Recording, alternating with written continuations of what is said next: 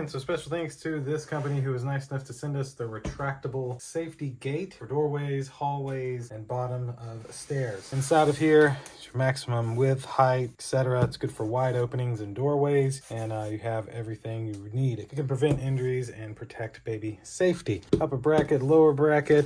It's got a lock and unlock. Upper fixing head, lower fixing head, mat number 4. This one is gray in color. So we're just gonna take this out and set it up and show you exactly how it works.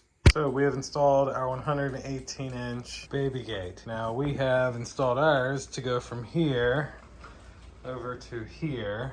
So basically you just kind of get the bottom in, and then the top is able to just clip into place. And then, bada bing, your baby gate's up. So we put ours here, that way we could trap these dogs inside of here when we're trying to be out here and out in the backyard and stuff like that. To release it, it's really easy. You just press this button and you'll see it release like so. And then it automatically retracts back. And then as I mentioned, it'll go up to 118 inches. So it's a pretty long baby gate. So that'll do it for this 118-inch baby gate. Thanks again to the company for sending it to me. Thank you all for watching. We'll see you in the next one. Deuces.